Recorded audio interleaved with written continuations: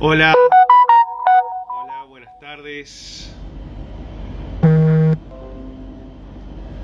Hola, buenas tardes. Comenzamos otro conversatorio más de este conversatorio sin corbatas, como bien lo venimos reflejando todos estos días.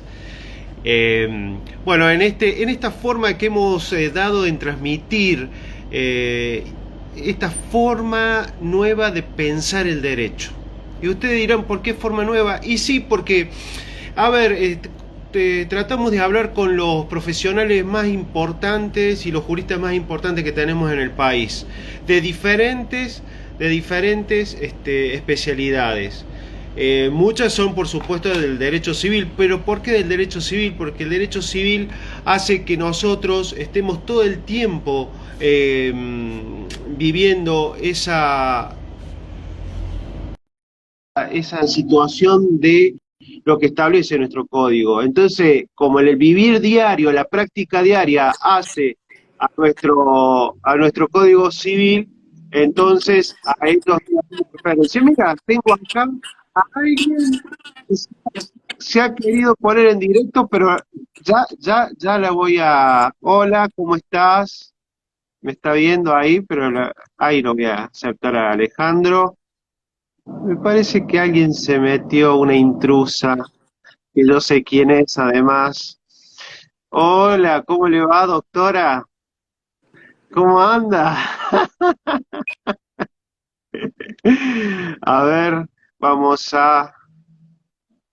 Ahí anda Alejandro. A ver, quiero verte, Ale. ¿Dónde estás?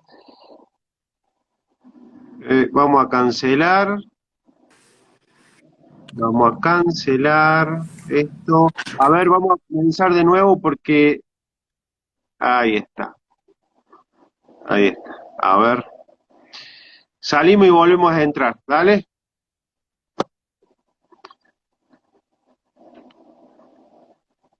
Ahí está. Ahí estoy de nuevo. Se había metido alguien, a ver. Sí, Isabelita, eras vos, por eso. Pe- A ver dónde anda mi amigo. Acá está. Y ahora sí, voy con Alejandro Moricón. A ver, Ale. Saludos a mi querido profe. Che, ya empiezan, todavía no aparecen, ya empiezan. ¡Eh! Metí, metí a una mujer. Metí a una mujer que encima vos conocés mucho.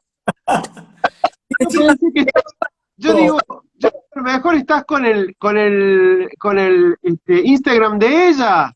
y encima, No, no es no, no, trabajo, no, no.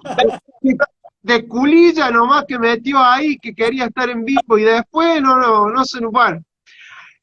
¿Quién no lo conoce? Ya el otro día cuando hicimos la prueba, estábamos haciendo una prueba entre nosotros.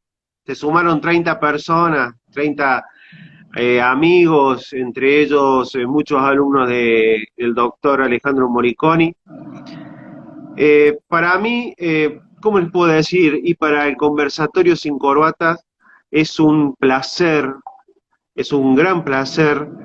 eh, Me están dando instrucciones y yo tengo que estar de mirar. Es difícil estar con dos cámaras a la misma vez. Es muy importante para mí poderte presentar, Alejandro, no solamente porque estoy presentando a uno de los mejores y más queridos profesores de la Universidad Nacional de La Rioja, sino porque estoy presentando a un gran colega, a un eximio docente, pero principalmente a una hermosa persona. Como decían mis padres, señor se nace y doctor se hace. Valgan mis palabras entonces para recibirte casi con una formalidad extrema que no la suelo tener, y decirte bienvenido, Ale, a este conversatorio sin corbata. Gracias, Cristian. Yo te agradezco por tu calidad humana bueno, y por todo lo que presentás desde el punto de Se forma. corta, Ale, se corta ahí. Sí. Se está cortando, a ver. Ahí, El audio, el audio es el que se corta. A ver, el audio. probemos de nuevo.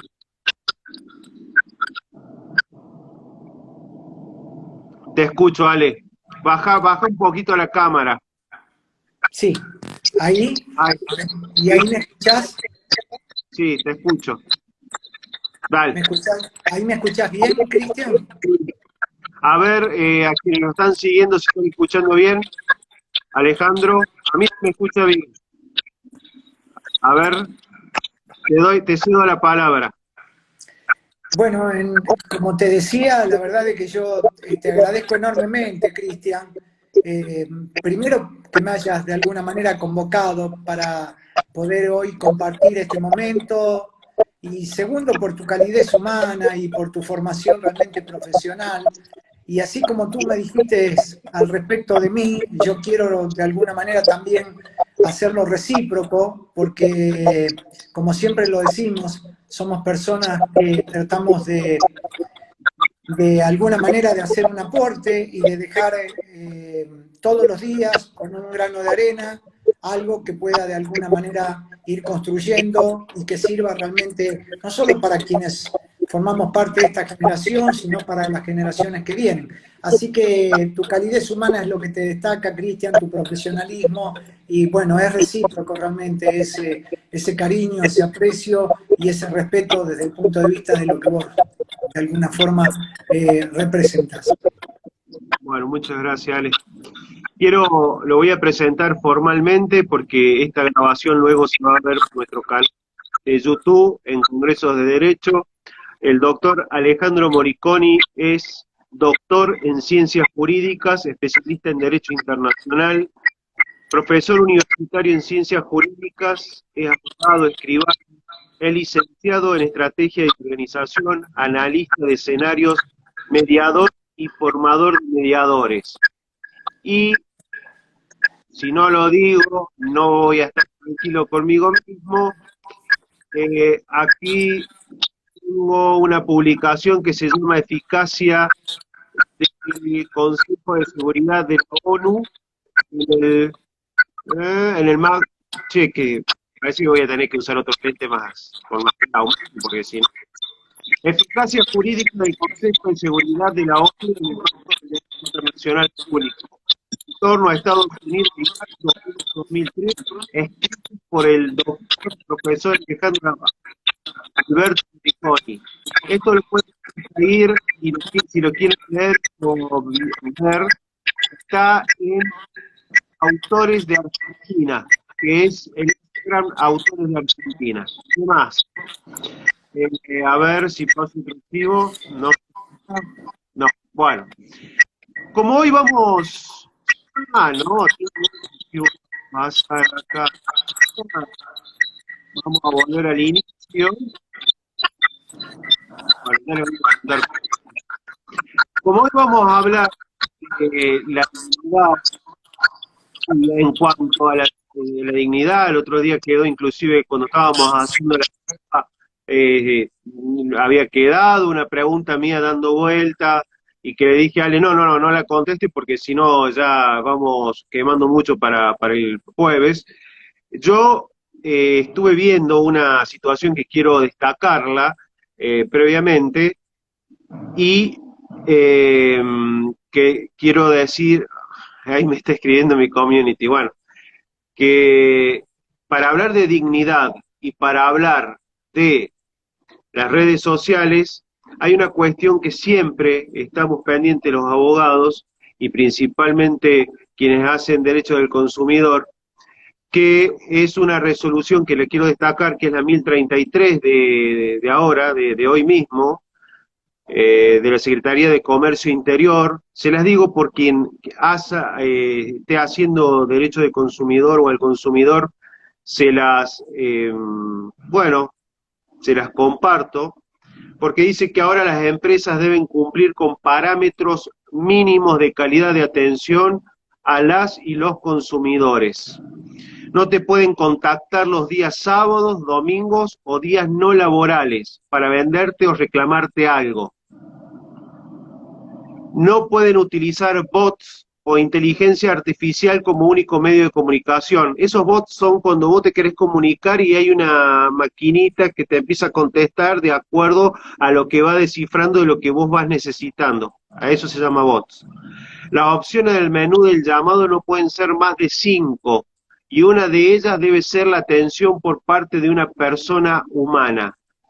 Siempre deben brindarte un trato digno y equitativo. Resolución 1033 del 2021 de la Secretaría de Comercio Interior de la Nación. Me pareció que tenía que destacarlo por una situación muy lógica. Estamos cansados de que nos hable una máquina y de que nos traten mal y que como consumidores siempre tengamos un trato indigno. Entonces, si tenemos un trato indigno como consumidores, te pregunto, Alejandro, ¿qué es lo que es la dignidad?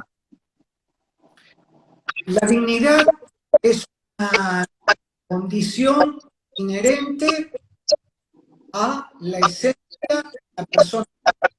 Es decir, desde que nacemos, nosotros tenemos, y de ese momento, Ale, ahí me están diciendo que se está acoplando el sonido con Virgilio.pm. ¿con qué, Cristian? Ahí me están diciendo, porque quizás tenga una dispositiva cerca, o que Cristian tenga que su micrófono. A ver, no sé. Voy a irme para otro lugar. A ver, posiblemente. El audio de él es. Ah, bueno, el audio tuyo es el que anda medio flojo. Fíjate, Ale, así podemos tener una charla a full. Amena. Sí. Pum para Ahí, arriba, como. pum para como arriba. dicen. ¿Ahí me escuchás mejor o no? ¿O se acopla también? Yo te escucho bien, no se acopla. No se acopla. Entonces, mejor, me quedo en este lugar realmente, en este ambiente. Quizás sea porque en los otros había 2 ordenadores. Bueno, Si ahí... todo que tenemos para el rato, ¿eh? Sí, por supuesto. Mira, yo te hacía mención primero, si tenemos que definir a la dignidad, se la define como una condición que es inherente a la persona humana, desde el momento en que nace y hasta el fin de su existencia. Esto significa que es una cualidad que es innata a nosotros mismos y que justamente lo que refleja es, desde el momento en que nacemos, está de alguna manera tutelado o protegido, para que todos entendamos, lo que hace nuestro derecho a la vida, nuestro derecho a la libertad y nuestro derecho al honor. La dignidad está representada justamente desde que nacemos como algo innato que viene a tutelar nuestro derecho a la vida, nuestro derecho a la libertad física, psíquica y moral, y nuestro derecho al honor. En esta conjunción, este derecho, como les decía los otros días, tiene un punto de partida jurídico contemporáneo, que es puntualmente en el año 1945. Por primera vez, luego de padecer la humanidad 2 flagelos, que es la Primera y la Segunda Guerra Mundial, ya en la Sociedad de las Naciones, allá por el año 1919, aparece en el Tratado de Versalles el primer, de alguna manera, término, desde el punto de vista de una intención convencional o tratadista, de lo que representa la dignidad, es decir, el respeto a la persona en su integridad. Y por otro lado, en 1928, un año antes de la famosa crisis de la bolsa a nivel mundial, hay un pacto muy conocido en la historia de la humanidad contemporánea, que es el pacto Brian-Kellogg. Brian, un canciller francés, y Kellogg, norteamericano, que de alguna manera lo que hacen es ponerle realmente un valor desde el punto de vista de lo que significa el respeto a los derechos humanos, desde el punto de vista de esa condición inherente a la que van a denominar dignidad. Y por eso es que en 1945, cuando se termina de alguna manera sancionando esta Carta de las Naciones Unidas, lo primero que hace el preámbulo es reafirmar realmente este concepto de dignidad, como cualidad, como condición, como algo que es inmanente, es inherente, es innato, es universal, es trascendente y no tiene realmente espacio ni tiempo para la persona humana. Frente a esto, y llegando nuevamente hoy, en lo que hace a esta conjunción de lo que es el derecho internacional y el derecho interno, nosotros nos vamos a encontrar que en nuestro derecho interno, si bien la Argentina, inmediatamente 3 meses después de ese junio de 1945, cuando se crea la Carta de las Naciones Unidas, la ratifica en el mes de octubre, pero lo que no termina de alguna manera haciendo nuestro país es incorporando este derecho natural, porque el derecho a la dignidad es un derecho natural, no nace como un derecho positivo para nosotros, lo que vamos a conocer desde el punto de vista de lo que hace al derecho escrito. Y recién en el año 1994, con la última reforma constitucional, nosotros incorporamos al derecho natural este derecho justamente a la vida, a la libertad y al honor, dentro de lo que va a constituir el respeto al reconocimiento de los derechos humanos. Y lo hacemos a través del artículo 75, inciso 22. Por eso se dice que a partir de ese momento, todos aquellos convenios en materia de derechos humanos tienen jerarquía constitucional. Esto es muy importante, ¿por qué? Porque a partir de ese momento, desde el año 1994, la nación argentina no solamente lo que hace es reconocer este derecho a la dignidad en la Constitución a través de la incorporación del derecho internacional, sino que lo va a condicionar a cada uno de los magistrados, no importa en qué orden, si son de primera, de segunda o de tercera, o el máximo tribunal de justicia que tiene de la nación, a tener que hacer 2 controles desde el punto de vista jurisdiccional judicial.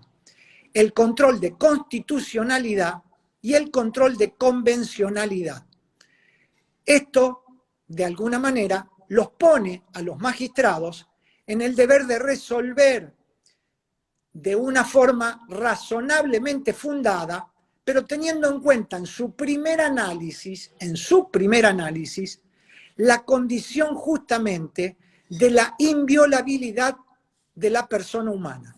Y aquí está una norma complementaria que luego lo termina describiendo y definiendo, que es el Código Civil y Comercial de la Nación, cuando, a partir del 1 de enero del año 2016, tras la Ley 26994 y su modificatoria 27777, lo que hace es incorporar en el artículo 51 puntualmente el derecho a la inviolabilidad de la persona humana y el reconocimiento y respeto a la dignidad. Y ahora sí, en este artículo 51 del Código Civil y Comercial, lo que va a dejar muy claro es que se debe reconocer y respetar la dignidad basada en estos 3 pilares que provienen del derecho internacional, que son el de la vida, el de la libertad física, psíquica, moral y el del honor de la persona. De hecho, y con esto aquí si me permitís corto, de hecho, cuando nosotros vamos a esa potestad del ius puniendi, es decir, de punición y de persecución que tiene el Estado desde el punto de vista de su facultad como Estado de Derecho para hacer cumplir y respetar las leyes, parte de un código penal de la nación argentina cuya tipificación a partir del artículo 79, lo que va a hacer de manera sincronizada o coordinada es describir delitos contra la persona, delitos contra el honor y delitos contra la libertad. Es decir, que lo que va a tutelar y proteger, a su vez, este es reconocimiento y respeto a la dignidad. Por supuesto de que ahora vamos a tener con este derecho natural ya incorporado como derecho escrito, es decir, ya un derecho positivo, que a su vez ha obligado a los magistrados a tener que hacer este doble control. ¿Por qué el doble control? Y acá es importante también mencionarlo, porque si un juez no hace y no parte de atrás para adelante, es decir, primero haciendo un control de convencionalidad y luego de constitucionalidad, ¿qué me quiere decir usted, Alejandro? Bueno, que un juez primero tiene que partir si la pretensión que de alguna manera hace una persona humana, lo que está haciendo es poniéndole en conocimiento de que sus derechos, el más preciado, el derecho a la dignidad, como derecho humano, está siendo vulnerado. Y por lo tanto ese juez tiene que advertir rápidamente que lo primero que tiene que hacer es ir a las normas internacionales, es decir, ir al artículo 75, inciso 22. Porque si no lo hace, puede de alguna manera, aún en primera instancia, quedarse simplemente con una resolución de la que no va a poder argumentarla de manera razonablemente fundada y no vamos a tener una congruencia jurídica y por lo tanto cualquiera de nosotros, profesionales ya del derecho con años de litigación, podemos perfectamente recurrir a los organismos internacionales sin necesidad de esperar de llegar a nuestro máximo tribunal, que es la Corte Suprema de Justicia de la Nación. Es decir, que yo hoy y aquí voy a incorporarte, y con esto paro, Cristian querido, voy a poder de alguna manera ir a las redes sociales, voy a ir a la OEA, a la Organización de Estados Americanos, y voy a poder recurrir también a la Organización de las Naciones Unidas. Los dos organismos que yo tengo para poder de alguna manera ¿qué? Ingresar a través de lo que hoy conocemos como una World Website, es decir, una red de Internet o red social mundial, a la que puedo perfectamente en www.oea, ¿no es cierto?, ingresar y ir al icono correspondiente a denuncias, y en denuncias realmente de derechos humanos, y hacer mención al país en el cual pertenezco, y a que de alguna manera no se han respetado este control que yo acabo de mencionar de convencionalidad, es decir, no se han tenido en cuenta. Lo cual, lo que hace la Corte Interamericana de Derechos Humanos como tanto la Corte Internacional de Justicia, es inmediatamente, con la prueba que uno aporta, notificar al Estado parte a través de la Cancillería, y esa Cancillería pone en conocimiento de la Corte Suprema de Justicia, y por supuesto le advierte y le dice: máximo tribunal que tiene la nación argentina, usted está violando de alguna manera derechos que hacen a la dignidad, es decir, derechos humanos relacionados con la vida, la libertad física, psíquica integral y el honor de la persona. ¿Dónde? Pues en un juzgado de instrucción, cuya sentencia fue de tales características y que no se tuvieron en cuenta, para lo cual va a tener un tiempo de 30 días esta Corte como para poder realmente pedir y tener que dar una respuesta. Esto no es un dato menor, es un dato de que de alguna manera está íntimamente vinculado y relacionado con ese control de convencionalidad y constitucionalidad que hoy se debe tener más que nunca en cuenta porque la inviolabilidad de la persona humana es algo que no se puede volver atrás. Y es algo que no es propio nuestro, sino que es algo en donde el mundo, los Estados miembros, que son 193, con excepción realmente de lo que es hoy tanto Palestina como el Vaticano, que no forman parte miembros de Naciones Unidas, tienen realmente el mismo reconocimiento y respeto a la dignidad. Y parte del primer documento que conocemos nosotros, que es la Declaración Universal de los Derechos Humanos. Y si bien es una declaración universal, y como toda declaración, en el artículo 1 nos vamos a encontrar con que todas las personas del mundo nacen libres e iguales en dignidad. Es lo primero que dice, nacen libres e iguales en dignidad y derechos.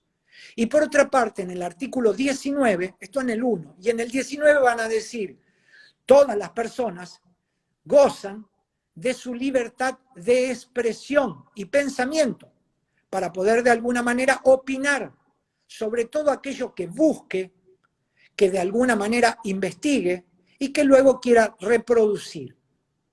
Aquí me detengo para que tú me hagas de alguna manera lo que consideres, Cristian, para poder continuar con esto.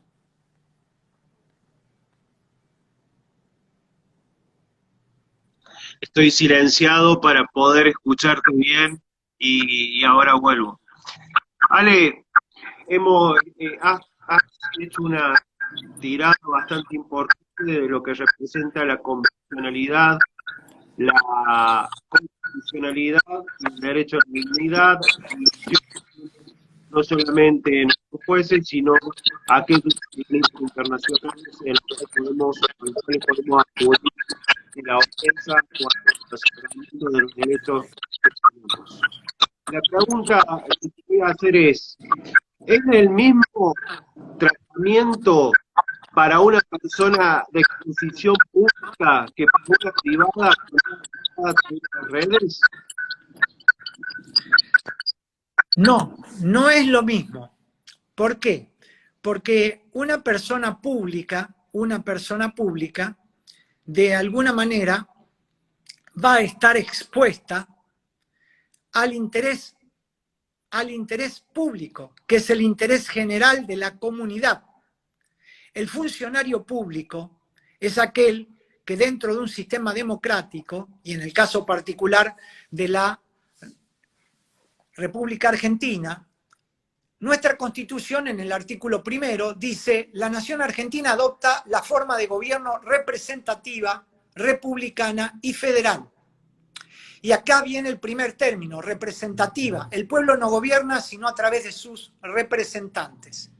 Pero lo que debo dejar muy claro es que el poder lo tiene el pueblo.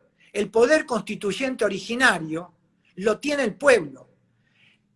El 1 de mayo del año 1853, que es cuando se da lugar al nacimiento de nuestra Constitución Nacional, ese poder originario, constituyente, le pertenece al pueblo. Y a partir de ese momento es el pueblo quien elige realmente a sus representantes. ¿Para qué? Para que justamente puedan rendir cuentas mediante la administración de los distintos realmente poderes que tiene la nación, que son el ejecutivo, el legislativo y el judicial, y por lo tanto van a estar expuestos desde el punto de vista de su dignidad al interés público. Y digo esto porque te agradezco infinitamente, Cristian, la pregunta, con la diferencia que va a pasar con un ciudadano a lo que llamamos común, cualquiera de nosotros, porque ese funcionario es el primero, como dice la palabra, es el primero que tiene que servir y tiene que de alguna manera ser una persona que transparenta sus actos de gobierno.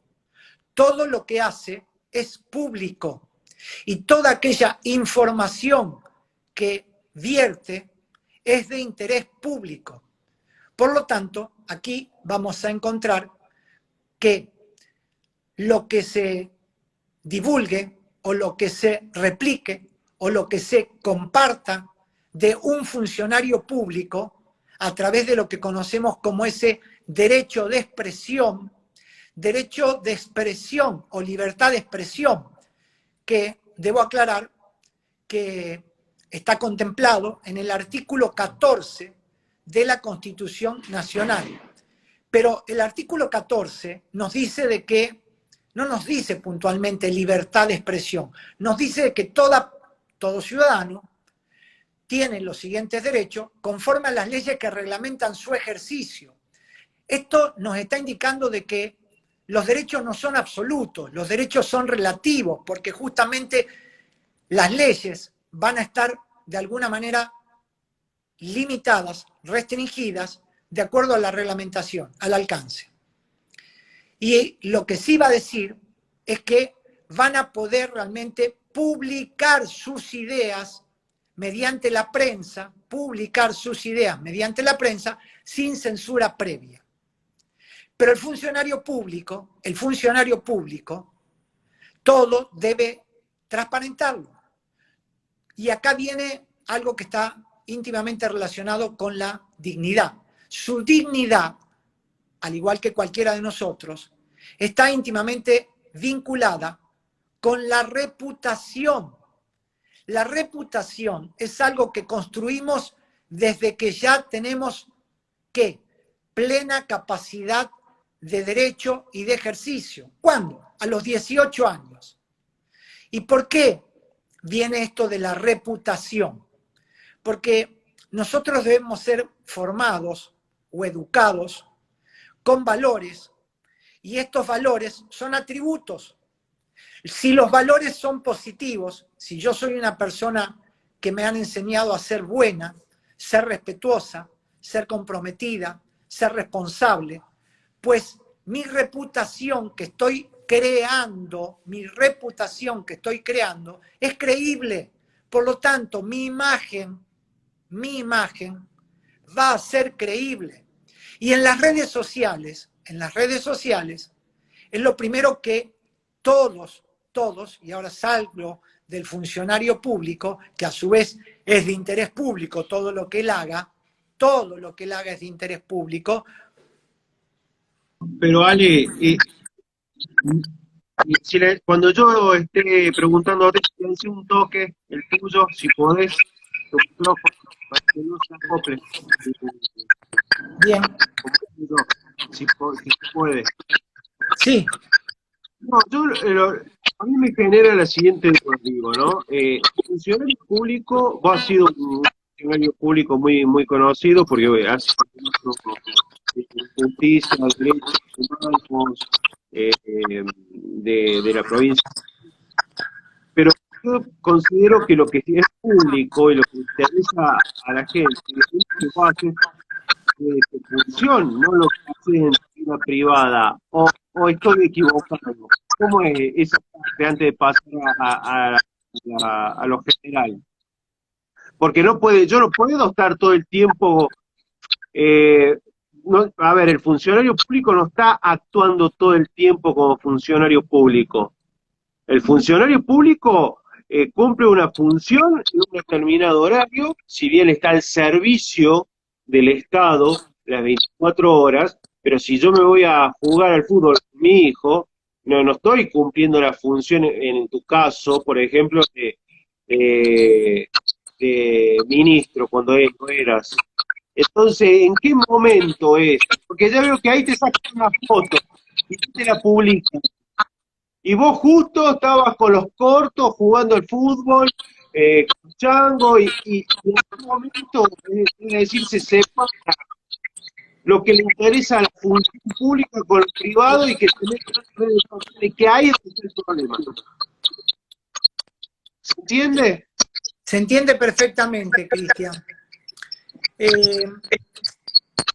En el caso del funcionario público, aquí tenemos que tener en cuenta de que nosotros podremos pensar siempre que nuestra Constitución, a través del artículo 19, que es una conjunción entre el principio de legalidad y el principio de reserva, nos dice que las acciones privadas de los hombres, que de ningún modo ofendan al orden, a la moral, ni a un tercero, quedan reservadas a Dios y exenta la autoridad de los magistrados. Pero en su segundo párrafo de ese artículo 19 de la Constitución Nacional, nos dice de que todo lo que no está prohibido está jurídicamente permitido. Ahora, la reputación de un funcionario que ha sido electo, hoy el funcionario, el Código Penal lo describe perfectamente a través del artículo 77 del Código Penal. El Código Penal en el artículo 77 habla sobre lo que significa cada término. ¿Por qué? ¿Por qué uno dice el Código Penal? Porque es justamente aquel que me va a reprochar mi conducta. El Código Penal es el que me aprueba o me reprueba mi conducta. Y si me reprueba mi conducta va a estar tipificada, va a estar escrita en ese código.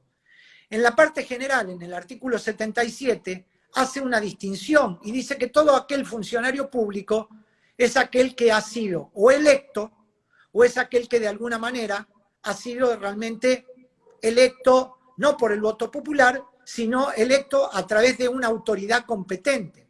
Es decir, que lo hace mucho más abarcativo. Por lo tanto, esa acción privada debe estar de alguna manera reducida a su ámbito privado. Y su ámbito privado queda reducido de puertas para adentro. ¿Por qué? Porque el funcionario público lo que tiene que tener muy claro es que, y ahora sí el Código Civil lo va a poner en una situación clara, a través del artículo 53, ya no del 52, sino del 53. Yo te dije el 51, que hablaba de la inviolabilidad de lo que hace a la inviolabilidad de los derechos humanos y el reconocimiento y respeto. Pero el 53 me va a decir cuándo realmente yo no estoy de alguna manera que provocando una violación a la dignidad. Cuando, primero, estoy en un acto público o en una actividad pública. En segundo lugar, cuando de alguna manera la actividad que yo llevo a cabo es una actividad científica, deportiva, cultural, humanitaria, y que tiene, por lo tanto, un interés público, general. Y en esta condición nos vamos a encontrar de que hay infinidades realmente de fallos de la Corte Suprema de Justicia, en donde varios funcionarios en su momento han procurado demandar a personas que han hecho realmente comentarios, es decir, han ejercido su libertad de expresión bajo opiniones que surgen de la búsqueda de esa información y que luego tienen el derecho de poder transmitirla. Pues las convenciones internacionales, la Convención Americana de los Derechos Humanos, el Pacto Internacional de Derechos Civiles y Políticos, la Declaración Universal de los Derechos Humanos, dice de que solamente va a poder esa persona, no importa en qué condición esté, si es de funcionario o es realmente en una condición normal, de ciudadano, va a poder de alguna manera reclamar que se ha transgredido su dignidad, es decir, se ha vulnerado su imagen, su reputación, que no solamente está en sí, sino que está también en su familia, en su entorno social, y que por lo tanto lo que hacen es de alguna manera desacreditarlo.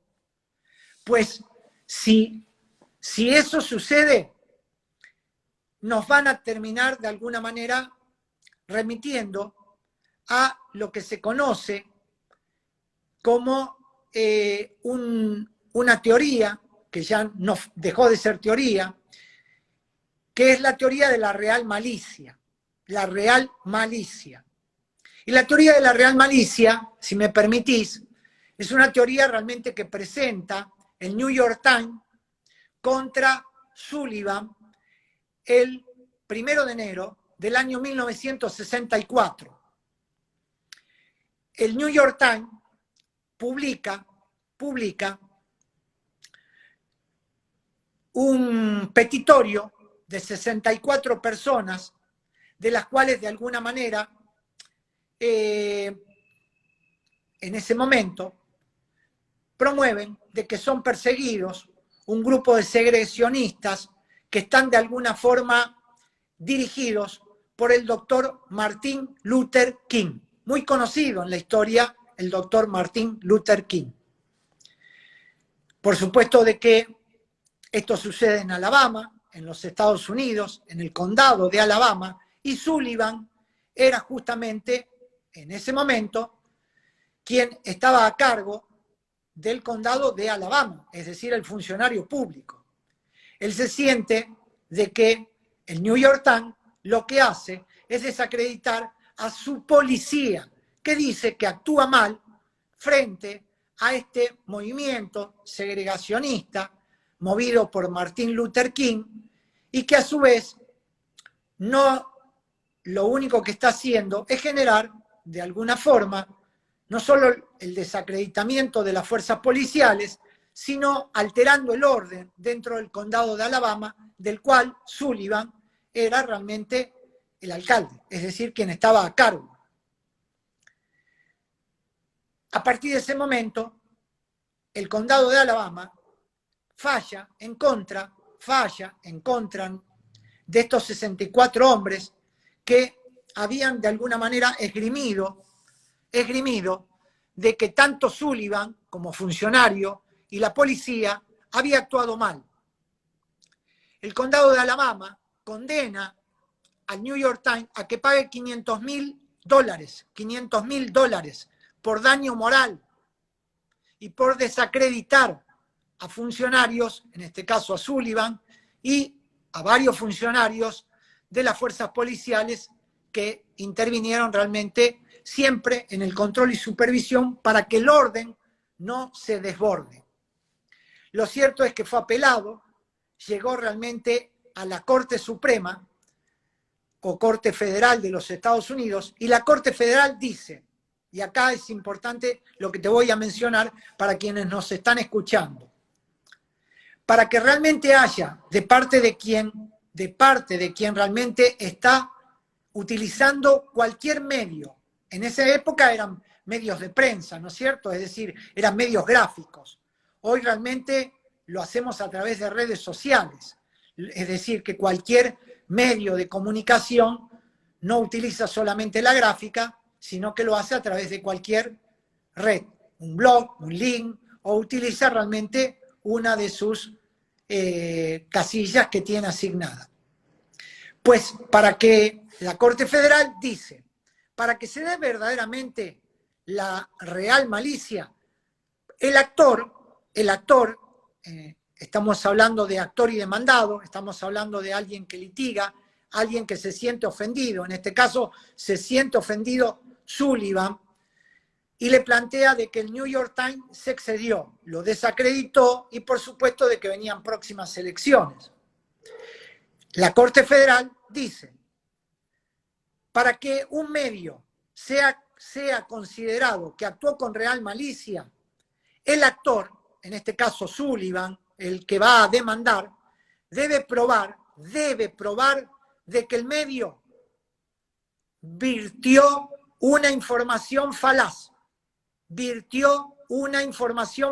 es decir, una información que era mentirosa, no era real.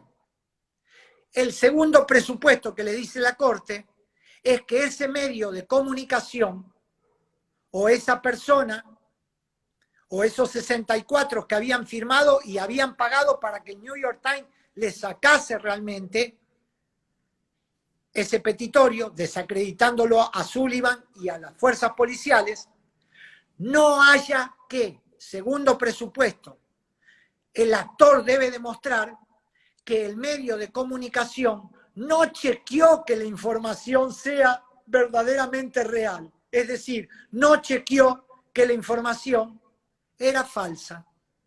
¿Y cómo le dice la Corte? Pues tenía usted infinidades de medios, no solo en Estados Unidos, de los 51 estados que lo componen, incluyendo al estado de Columbus, en donde se encuentra realmente Washington, D.C., sino que usted lo podía haber comprobado con cualquier otro también medio de comunicación internacional. Y no lo hizo, de manera tal de que hubo una real malicia de su parte, porque queda comprobado de que la información que usted levantó, valiéndose de que justamente quiere prevalecer que la reserva de la fuente, yo lo relevé de la fuente para que usted diga, y en realidad todas las fuentes eran públicas, ninguna decía eso. Usted, de alguna manera, sostuvo de que estaba esta información dada en forma cierta. Y usted, de manera despreocupada, no la chequeó. Y en ese caso, la Corte Federal volvió a ratificar por supuesto, a la Cámara de Alabama. Esto comenzó en una primera instancia. Este es el famoso caso del New York Times con Sullivan, o teoría de la real malicia, a partir de la cual, no solo en Estados Unidos, sino que se extendió en todo el mundo, para que cuando va a tener la oportunidad alguien de poder decir de que me están desacreditando, y esa desacreditación no solamente me desprestigia, mi dignidad empieza a estar por el suelo porque mi imagen se cae aún siendo funcionario, y muchas veces uno lo tiene muy claro que lo hacen realmente con mucha ligereza, sin chequear las informaciones, y nos ponemos a vertir cosas que verdaderamente, en este caso, lo hacen con una malicia. Ale, está conectada entre otra colega, la doctora Soledad Rojas, un gran abrazo, un enorme aprecio por eso. Ella dice que no configura cuando el de interés público. Estamos hablando de acotar que ella está manifestando que no configura delito cuando el juicio no fue de interés público. Es correcto lo que dice. Es correcto lo que dice. Es correcto. Yo lo que pregunto es en qué momento va a ser una situación de delito, es posible delito, cuando la persona común está siendo vapuleada, insultada, degradada. Contanos un poco esto, tenemos herramientas que tenemos para tomar acción. Bien, aquí lo que hace mención la doctora es correcto, y yo lo mencioné. Todo aquello que configure realmente una información de interés público, pues no va a constituir delito. Esto no solamente lo dice el fallo que acabo de mencionar, del cual realmente se toma como base, sino que va después a estar ratificado en el Pacto Internacional de Derechos Civiles y Políticos del año 1967, que entra en vigor en 1974, y por supuesto de que luego va a estar perfectamente aclarado en el Código Civil, en este artículo 53. Todo lo que sea de interés público no va a constituir delito para aquel que de alguna manera lo da a conocer. No me pueden juzgar a mí, aun cuando haya recibido por medio de un tercero una noticia,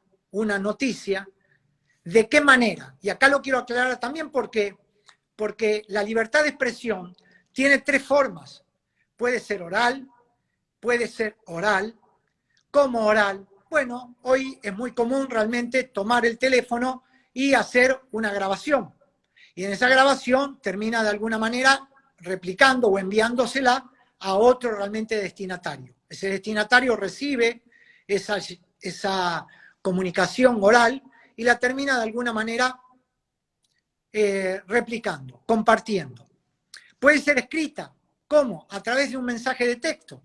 ¿Cómo? A través de un correo electrónico. Y puede suceder lo mismo. Y vamos a la tercera de las formas de expresión. Puede ser a través de la semiótica. ¿Qué es la semiótica? Son la utilización de signos que contienen imágenes. Puede ser una foto, puede ser un emoji, puede ser realmente distintas formas de expresiones en las cuales se queda de alguna manera exteriorizado esta imagen de la persona o esta, llamémosle, forma de poder de alguna manera representar a la persona a través de una imagen. A través de estas tres formas, desde luego, de que si lo que yo hago está siendo replicado, compartido por un interés público, hay una información de interés público. Y eso no puede realmente constituir ningún delito. ¿Por qué? Porque lo que prevalece es el interés realmente general de la población. Y acá está lo que vos me preguntabas. ¿Para quién? Para el funcionario público. Para el funcionario público. Para el funcionario público. Ahora, ¿qué pasa para el particular? Pues para el particular voy a tener que realmente tener su consentimiento. Voy a tener que tener su consentimiento. Porque si no tengo su consentimiento, y voy a poner el ejemplo, yo te envío a ti, desde el punto de vista oral, te envío realmente una grabación. Pues esa grabación, si yo no te doy mi consentimiento, vos no la vas a poder replicar ni compartir, porque me estás provocando justamente un daño a la dignidad. Y el mismo artículo 52 dice de que si me desacreditas, voy a poder recurrir a una reparación civil, que es el daño que está realmente luego en el artículo 1737 del Código Civil y Comercial, que es el que habla del daño, y ese daño puede ser patrimonial o extrapatrimonial en lo que hace al 1741 o 1746 del Código Civil y Comercial. Ahora, si te mando un mensaje, lo mismo, ya sea un mensaje de texto en WhatsApp, en lo que sea, en SMS o en un correo electrónico, pues vas a tener que tener mi consentimiento, porque yo te lo mandé a ti, no para que realmente tú lo repliques o lo compartas. Si lo haces, pues ahí vas a volver otra vez a incurrir en esto, que es la reparación justamente de qué. Primero una reparación civil, pero también puedo ir a lo penal. ¿Por qué en lo penal? Porque ahí está, delito contra el honor. Lo que hice es injuriarte, lo que hice es desacreditarte. ¿Y qué desacredité? Tu imagen. Y tu imagen es tu reputación. Por eso es que la imagen se construye día a día. Por eso es que es tan importante lo que nosotros ponemos en las redes sociales. ¿Por qué lo que ponemos en las redes sociales? Hoy está muy de moda el tema de poner en las redes sociales, compartir todo tipo de información que hace a nuestra intimidad, a nuestra privacidad. Y entonces acá viene la pregunta, ¿quién fue el que puso la foto de Alejandro Moriconi, ya sea con el torso al descubierto o en la playa? Yo. Pero yo tenía la opción, a través de la red social, sea cual sea Facebook, sea Instagram, sea Twitter, sea la que sea, de poder poner una clasificación, ¿cuál? Privada, pública, si es pública, ¿para quién? ¿Exclusivamente para mis amigos o pública para todos? Pues desde el momento en que yo la expuse pública para mis amigos o pública para todos, soy yo el que estoy de alguna manera, ¿qué? Poniendo en tela de juicio mi dignidad. Y acá estaba la pregunta tuya, Cristian. Yo soy el que estoy afectando mi dignidad. Yo soy el que me estoy desacreditando. Yo soy el que, de alguna manera, estoy dejando lo que es mi reputación cuestionada. Y viene una pregunta, ¿por qué? Y ahora les advierto a todos los que nos están escuchando, esto es muy importante hoy en día, y especialmente para los jóvenes, pero no también para los no tan jóvenes. ¿Qué nos sucede con las redes sociales, con el World Wide Web? ¿Qué nos pasa con esa red mundial? Pues que ahí van todos los centros de datos, todos convergen hacia ahí. ¿Y qué es lo que nos va a suceder? Que por conexión, todos los datos se entrecruzan. Y una vez que se entrecruzan, ya no los puedo controlar. Y está en lo que se denomina técnicamente, desde el punto de vista informático, o de la tecnología de la aplicación, de las herramientas, lo que se conoce hoy como motores de búsqueda. ¿Qué son los motores de búsqueda? Pues son los que yo pongo lo que me interesa saber al respecto. Puede ser con fines realmente de estudios, puede ser con fines económicos, sociales, culturales, humanitarios, pero puede ser también sobre una persona. Y cuando pongo sobre una persona, entrecruza ese buscador que lo hace a través de ¿cuál? Del servidor principal, de Google. ¿Sí? Google es el servidor principal que se encuentra realmente en California, del cual realmente abastece a todos los centros. ¿Dónde está? En el Silicon Valley. ¿Y qué es lo que hace? Lo que hace es, como central de data mundial, reunir toda la información y tiene un buscador. Ese buscador, cuando yo entro, pongo el nombre de Maskin, pongo el nombre de Pérez, Rodríguez, Moriconi, y busca toda la información que existe al respecto. ¿De qué? ¿De quiénes? Pueden aparecer un montón de Rodríguez, Pérez, Maskin y Moriconi. Pues voy a tener que ir mucho más que, voy a tener que ser más selectivo, nombre y apellido, y a su vez quizás poner algún dato más. Pero voy a aparecer. ¿Y qué tiene que ver esto si aparezco? Pues si yo aparezco y aparecen fotos mías, de las que mis fotos no son tan agradables, salí con el torso al descubierto, salí de alguna manera tomando en una confitería, salí en un lugar de una forma no muy apropiada. ¿En qué me va a influir? Bueno, ¿en qué me va a influir? Que los motores de búsqueda sirven hoy ¿para qué? Para buscar a la persona y conocer su reputación. Si yo quiero contratar a Alejandro Moriconi, entro realmente en las redes sociales y me miro cuál es realmente su currícula, pero si el tipo es un tipo que, vamos a decirlo con todas las letras, claro, es un tipo que, primero que tiene valores. ¿Cuáles son los valores? Es un tipo que respeta y le gusta que le respeten. ¿Qué es respete y que le gusta que lo respeten? Todos sus mensajes tienen lenguaje apropiado. Todos sus mensajes que encontramos escritos tienen lenguaje apropiado. No es una persona agresiva. No es una persona que se dirige realmente con un par, con un prójimo, con un tercero, siempre se los digo a mis alumnos, de una manera respetuosa. Tengo ya dos valores, dos atributos positivos. Es una persona respetuosa, es una persona que se maneja con un lenguaje apropiado. Es una persona responsable y recatada. ¿Qué es responsable y recatada? No anda de alguna manera mostrando cuestiones que hacen a su vida privada.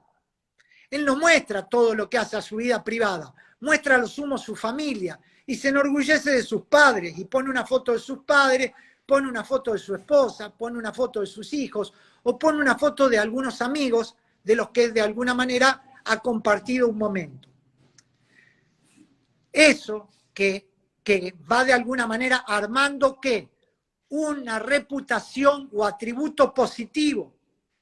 Pues para aquel que le interesa y que me está buscando a mí, ¿para qué? Por ejemplo, para una búsqueda laboral. Hoy es muy común que todos nos ponemos detrás de búsquedas laborales. De hecho, LinkedIn es uno de los más, dentro de los motores de búsquedas, que más se fijan no solo el perfil ni dónde trabajó, sino justamente estos aspectos que yo menciono. Y acá quiero, si me permitís, Cristian, aclarar algo más. Para aquellos jóvenes, los jóvenes, yo a veces los veo a los jóvenes que me gusta realmente, como los jóvenes son impetuosos y los jóvenes, como todo joven, realmente se muestran en una fiesta. Y mostrarse en una fiesta está fantástico. Y está fantástico que haya participado de la fiesta. Ahora, participar de la fiesta y mostrarse realmente con la corbata por el piso, sin zapatos, descalzo o con la copa realmente, pues no lo va a ayudar, no lo va a ayudar a su reputación, que es su imagen. Porque mañana, si él se postula para un trabajo, lo van a buscar.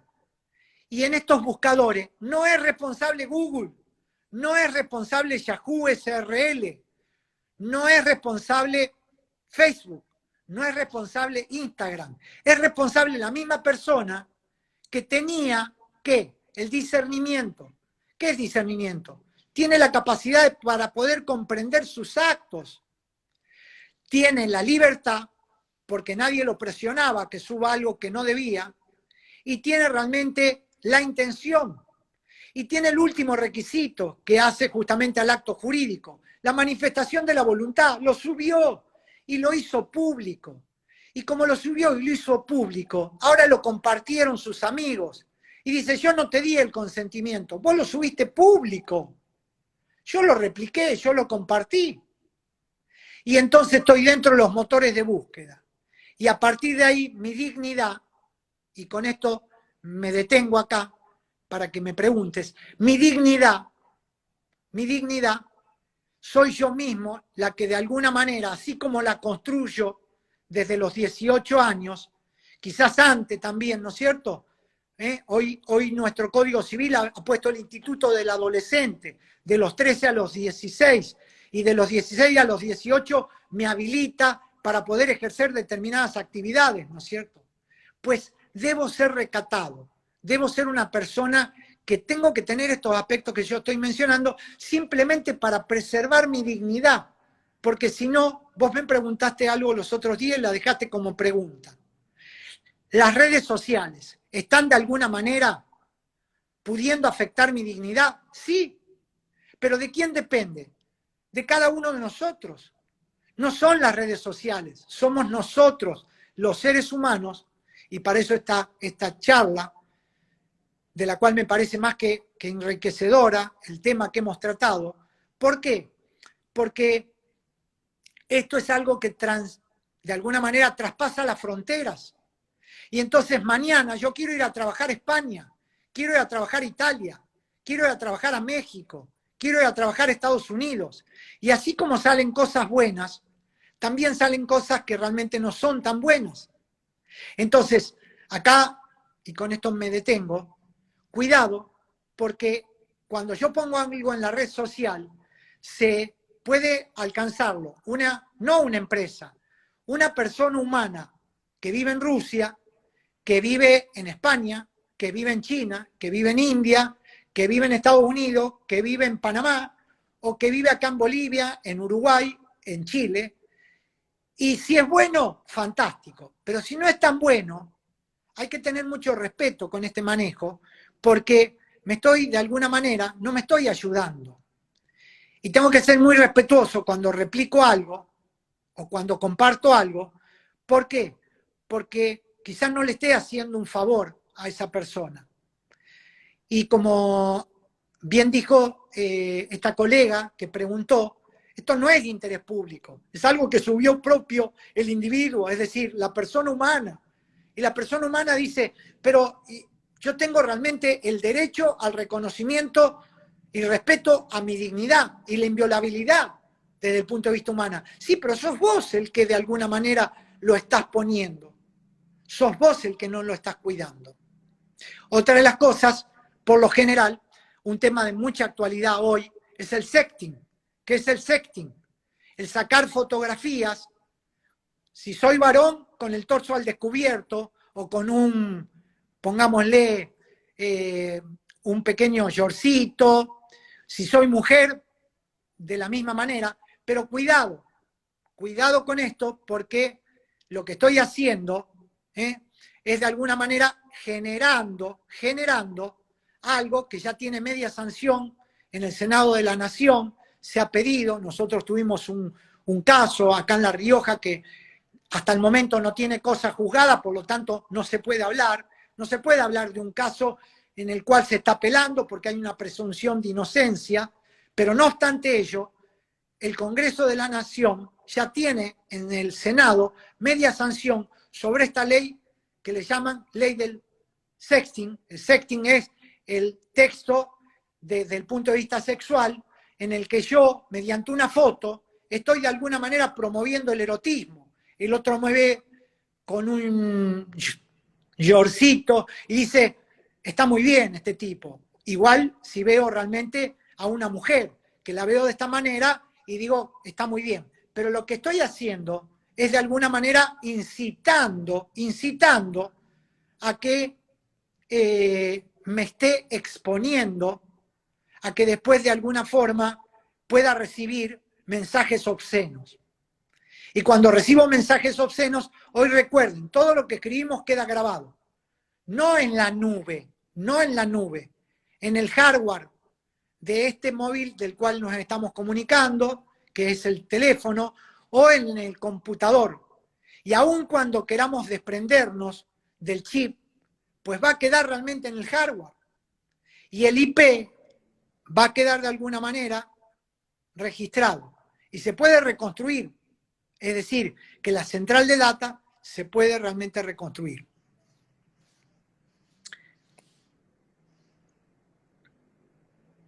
Ale, tengo unas últimas preguntas, porque ha sido una exposición brillante.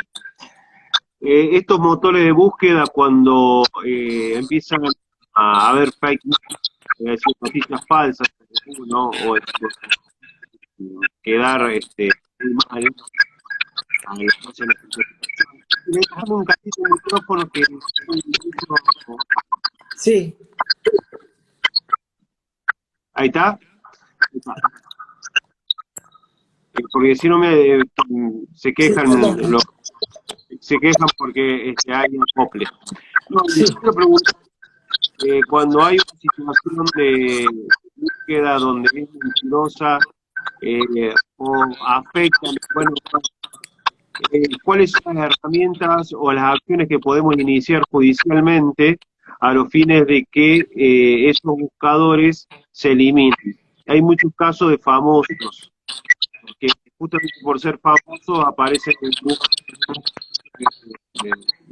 en más veces que cualquier otra persona, pero en el caso de nosotros, que tenemos otra profesión, eh, y que podemos vernos perjudicados por alguna noticia falsa, ¿cuál es la acción o las acciones que vos considerás que debemos interponer ante la justicia a los fines de, bueno, revertir esta situación y solicitar mediante oficio que se termine o se elimine esa publicación que nos ofende en dicho buscador? Te agradezco, Cristian, por la pregunta. Tú lo has dicho, hay varios fallos de la Corte Suprema de Justicia de la Nación. El más conocido ha sido el caso Campillay. Campillay realmente ha ido contra 3 medios. Uno era La Razón, otro era El Popular y otro era Crónica. Campillay es un actor. Las noticias habían sido de alguna manera falsas.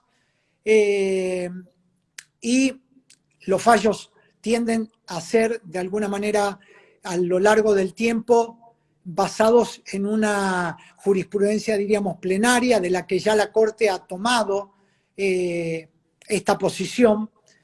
Cuando las noticias son falsas, podemos decirlo también sin nombrar, pero otro de los que fue, después del caso Campillay, y que es más reciente, es de ahora de del año 2019, fue el caso del sindicato del peaje, cuando de alguna manera, ese fue muy conocido, el sindicato del peaje, en el cual fue sobre artes gráficas. No voy a mencionar qué artes gráficas eran porque son de Buenos Aires, pero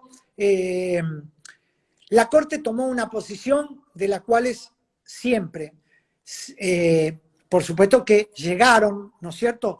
Llegaron a la Corte por medio de qué, como siempre. Me preguntaste primero cuál es el recurso que debo interponer. Lo primero que hay que interponer es un recurso de amparo, o lo que conocemos una medida cautelar, ¿no es cierto? En la cual pedimos, como siempre, una prohibición de innovar o de no innovar según realmente sea el caso. ¿Dónde está contemplado? En el artículo 43 de la Constitución Nacional. Ese amparo realmente dice que es cuando hay una arbitrariedad manifiesta. ¿De quién? De parte realmente de la parte pública como de un privado. O, es decir, me refiero a privado tanto persona humana como persona jurídica. En este caso son personas jurídicas que de alguna manera levantan una fake news. Pero la fake news la puedo crear también una persona humana. Hoy hay muchísima gente que se dedican a tener estos portales virtuales y que ponen realmente noticias de manera sensacionalista. Contra cualquiera de ellas puedo ir. Y en ese amparo lo que pido inmediatamente, voy sobre quién. Sobre quien realmente promovió esta noticia falsa, y luego voy sobre quiénes, sobre estos servidores. Y ahora sí, ¿quiénes son los servidores? Voy a poner el caso de Campillay, Yahoo, SRL, Argentina. ¿Quién era realmente el principal? Por supuesto, siempre el solidario, Google, porque Google es el servidor principal de la red realmente, de redes a nivel mundial, que es el que le facilita realmente a todos los otros. Pues fueron en contra de ellos. Y en primera instancia, ¿qué es lo que se hizo? Fue, por supuesto, hacer lugar al amparo e inmediatamente que los buscadores, estos buscadores, en el cual en el entrecruzamiento dejaban ver de que no solo desacreditaban a la persona, sino que no era real realmente la información. Y es por eso que lo primero que buscaron en primera instancia fue condenar, ¿no es cierto?, ¿a quién? Al que terminó realmente proporcionando esa información falsa, condenarlo. En primer lugar, las condenas siempre se quedaron en el daño moral. Hay un daño moral, ¿no es cierto? Y todas son comunes. La Corte siempre lo que hace es condenar, fijar un monto, ¿no es cierto?, por la condena moral. Que si vos me preguntás, pues la condena moral tiene una apreciación desde el punto de vista de la mensura dineraria, menor realmente a lo que sería una condena desde el punto de vista patrimonial, porque uno dice, bueno, que hay una afección moral, y uno siempre dice, respecto a lo patrimonial, dañó lo patrimonial mío, que el patrimonio tiene un doble sentido, es decir, porque una persona mendiga tiene un patrimonio, que cuál es justamente su dignidad, su esencia como persona. Entonces, el patrimonio aquí está en la persona. Y el daño, inmediatamente que se configura, es un daño psicológico. ¿Por qué el daño psicológico? Le produce una lesión leve, porque siempre le viene a la memoria, aun cuando realmente le digan que lo tienen que resarcir, porque la noticia era ¿qué? La noticia era falsa. Y por supuesto que ordenan que se vuelva realmente a retractar, a publicarlo, ¿no es cierto? ¿En qué? Lo publican para que la persona de alguna manera se quede conforme. Lo cierto es que, así como hay un grupo que leyó la noticia falsa, cuando llega al final del juicio, luego de 3 años, 4 años, que es cuando, por lo general, en estos dos casos que yo acabo de mencionar, se llegó a la Corte. Y la Procuradora General de la Nación, que es el paso previo, la Cámara había convalidado, pero en ambos casos, tanto en Capillay como en el de Sindicato del Peaje, la Procuradora General de la Nación, en un primer momento, lo que hizo lugar a una parte, es decir, en su dictamen estaba en favor de una de las partes, que era realmente el daño, ¿qué? El daño moral. Y aquí, por favor, los que nos están escuchando, ténganlo presente, ¿Por qué? Porque hay que demostrar el resto. Mientras que esa misma Procuración General de la Nación, en su dictamen dijo, pero no podemos echarle la culpa a los buscadores, ni a Yahoo, ni a Google, porque ellos lo que hacen es indexar la información que ponen los medios de comunicación social o las personas humanas, y que ellos son los responsables de que esas noticias sean falsas. Y acá, sin embargo, es por eso, si me siguen hasta acá, que cuando los actores, me estoy refiriendo al demandante, Campillay, y me estoy refiriendo al sindicato del peaje, apelaron realmente. Y cuando apelaron y llegaron realmente, por supuesto, de que para que emita un dictamen la Procuración General es porque ya llegan mediante recurso extraordinario ¿a dónde? A la Corte. Y como realmente se lo deniega a la Cámara ese recurso extraordinario, el actor presenta la queja. Y por queja llega a la Corte. Y la Corte dice, acepto realmente la queja. En ambos casos acepta la queja y lo que hace es sí condenar moralmente, y por otro lado, a estos buscadores lo que lo condena es a que busquen inmediatamente ¿qué? Sacar realmente esa información que lesionaba la dignidad de la persona. Que como les dije, la dignidad es la reputación, la imagen, el honor, y que vamos construyendo. Por eso es que hay que ser muy cuidadosos.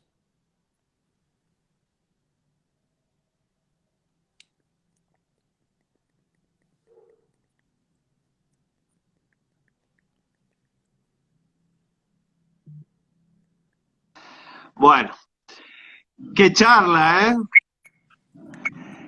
No te has Sí. tomado ni un vaso de agua.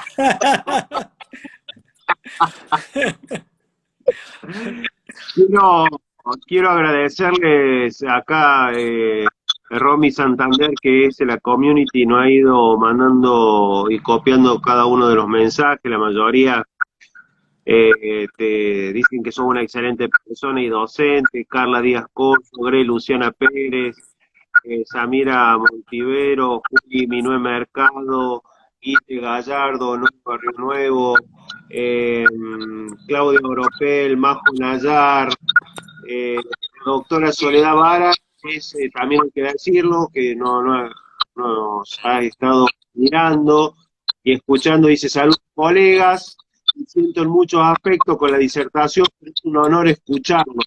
Saludos, queridos colegas. Bueno, eso es lo bueno, que además todos sabemos que en la biblioteca siempre la mitad piensa de una forma y la otra mitad piensa de otra. La exposición de Alejandro ha sido, como siempre, exposición desde el punto de vista de un abogado litigante con mucha experticia y mucha experiencia en lo que ha hablado, y además con mucho conocimiento de causa, porque él, más allá que ha sido ministro, insisto, en La Rioja, de Justicia, de Seguridad, de Derechos Humanos, también es cierto que se sigue litigando y sigue asesorando, con lo cual nunca ha perdido el timing que muchos de los profesores de la Facultad de Derecho lo pierden. ¿Por qué? Porque se ponen a ser profesores y nada más. No, él ha seguido litigando y eso es muy importante al momento de poder calificar, digamos, el ida y vuelta que uno tiene con un abogado o una abogada cuando trata estos temas. Quiero comentarles, más allá de todo esto tan lindo de esta charla, que Alejandro ha publicado un último escrito en la prestigiosa editorial de Rubinsal Ulsoni, revista de Derecho Penal Económico 2021-1, es decir, es el primer tomo del 2021 de la revista de Derecho Penal, que está dirigida por el conocido Edgardo Dona. Él ha escrito sobre el derecho internacional público puesto a prueba. Ese es el título. La COVID-19 y la eficacia jurídica. Está en ese libro, está en la página 39. Ahí él toca el tema de la pandemia que interpela el derecho internacional público y lo pone en crisis. La eficacia jurídica condiciona la validez de la norma, debilita el sistema convencionalista y revaloriza el constitucionalismo de los estados. Conclusiones, bueno, lo quería decir porque me lo mandó al último y quería cerrar con ello, haciendo la publicidad de una editorial que no está con nosotros. No, no, no. Mili Barbas, que siempre está presente en todas las charlas del Conversatorio Sin Corbata, dice que es un placer escucharlos. Gracias, gracias por explicar y transmitir los conceptos y conocimientos tan claros. Liliana Violato, excelente conversatorio, un honor poder disfrutarlos. Cariños infinitos a todos. Dum Saki, muy buen conversatorio, grande profe. Ludmila Toledo, los queremos profe, pum para arriba. Y bueno. J, excelente profe Moriconi, bueno, y siguen los conceptos, y sigo acá, todos son muy cariñosos, la verdad que, como yo siempre digo, a veces los profesores como vos, con tanto cariño, con tanta llegada a los alumnos, con tanta disposición, no predisposición, sino disposición para poder charlar, solucionar y conocer la historia de cada uno de ellos o de los que se acerquen a vos. También me pregunto, ¿no? Y una pregunta que la hice el otro día en chiste, pero después me la terminé haciendo en serio. ¿Por qué hay gente como vos que no conduce una universidad? ¿Por qué se ha llegado a estados de situación deplorable, como es la Universidad Nacional de La Rioja, y asumo, por supuesto, lo que estoy diciendo, en una situación totalmente anómala de, de muchos problemas que tiene, de no aprobación de presupuesto, de que si pensás diferente está todo mal, de hacer de un pluripartidismo que tiene que existir en todos los corrillos de una universidad, hacerlo unipartidario, si no te vas, te sacan la beca, es decir, de una serie de problemas graves. Entonces yo me pregunto, ¿por qué hay gente como vos, profesionales, docentes, con toda una experticia en la gestión, porque insisto, además fuiste ministro, que yo hasta la fecha desconozco que te hayan dicho algo alguna vez en contra, como cuando nosotros tuvimos la gestión de salud pública? Eh, ¿Por qué no hay gente como vos que esté conduciendo alguna universidad? Es una pregunta que hago, pero que también está en la respuesta en quienes están siguiéndonos, porque muchos de ellos son tus alumnos. Y entonces digo, ¿no será tiempo de que más allá de lo que pase el 9 de noviembre en la Universidad Nacional, nos estemos preguntando en serio, los dueños de la universidad, que son los alumnos, qué nos está pasando, que no están las mejores personas conduciendo la universidad?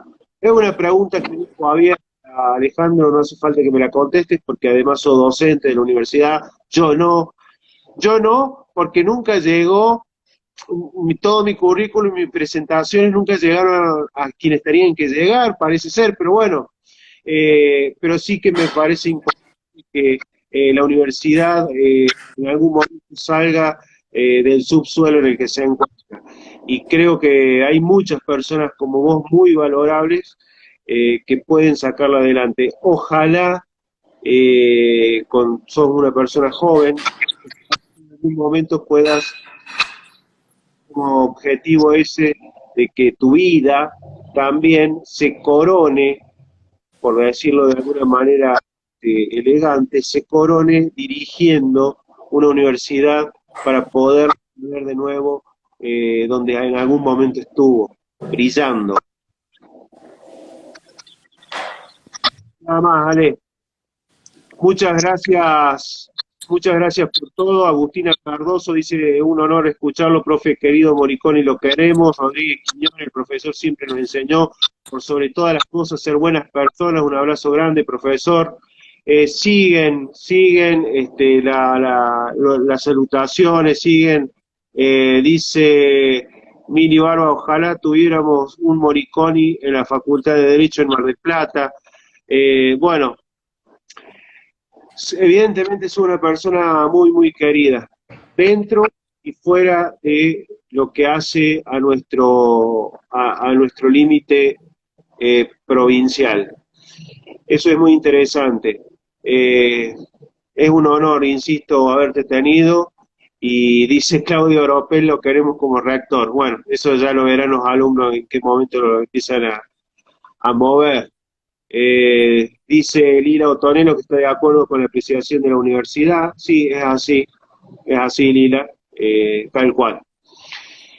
Amigo querido, para que voy a correr acá, siendo las 21:26, después de casi 1 hora y 25 minutos charlando, te despido con un gran abrazo desde mi corazón y agradecer a todos a quienes están escuchándonos ahora, que siempre nos siguen los jueves. El próximo conversatorio es el miércoles, que va a ser con una jueza nacional, la doctora Silvia Tanzi, que vamos a hablar de amparos en salud, pero va a ser el miércoles que viene.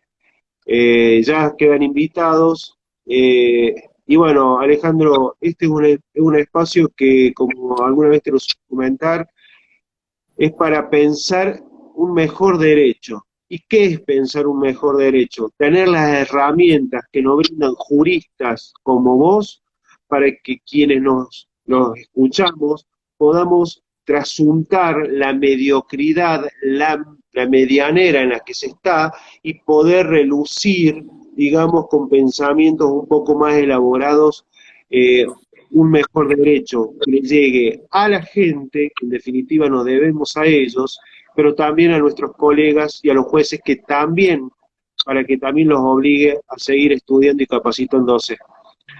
Te mando un gran abrazo, te agradezco infinitamente este tiempo y realmente que lo he disfrutado y por eso he estado callado, porque está bueno cuando un profesor te explica con tanto cariño y con tanto amor, tan finitamente, las cosas que estamos perdiendo, ganando y qué herramienta nos da el derecho para poder actuar. Nada más. Gracias, Cristian, de corazón. Todo lo que has dicho, así como empecé, te digo, tu calidez humana hace de ti una persona que sobresale, que tiene una gran bondad y que justamente resalta los valores. Eso es lo que transmitís en cada una de tus actividades, no solamente en estos conversatorios, sino me consta en tu vida profesional y en tu familia. Y a todos los que nos escucharon en el día de hoy, yo solamente tengo palabras de agradecimiento y de decirles de que hay muchas cosas que realmente nos llevan a seguir siempre adelante. No dejen nunca de tener un sueño. Los sueños se cumplen y se hacen realidad. Esto especialmente para quienes han compartido conmigo, no como alumnos, yo siempre digo, todos somos iguales. Las circunstancias de la vida a mí me llevan que hoy sea un docente. El docente es la persona que transmite con respeto, como si lo hace un padre, y trata de dejar lo mejor de sí para que ellos sí se sientan de alguna manera reflejados en uno, y creo que ese es el mayor logro que uno puede conseguir en la vida. Agradecerles, y te agradezco, Cristian, una vez más. Espero de que realmente podamos en cualquier otro momento poder seguir compartiendo, y y a todos, nuevamente, muchas gracias de corazón. A los que me conocían, saben que realmente es mutuo siempre el afecto, saben que sale del corazón, y a los que no, y hoy me pudieron realmente escuchar a través de este conversatorio, les agradezco infinitamente la oportunidad que me hayan dispensado de poder realmente expresar esto, como vos decís, con la pasión que yo tengo, que es justamente la de querer transmitir todo lo que de alguna manera a mí me han dejado. No solo mis padres, sino realmente mis maestros, y bueno, y volcar lo mejor de mí. Listo, Ale. Gracias, buenas noches. Nos estamos viendo en el próximo conversatorio sin corbata. Gracias a todos, les mando un gran abrazo y a cuidarse. Y si nos quieren volver a ver, nos buscan en YouTube, en Congresos de Derecho, Conversatorio sin Corbata. Chau, chau. Chau, chau. Pum para arriba. Pum para arriba.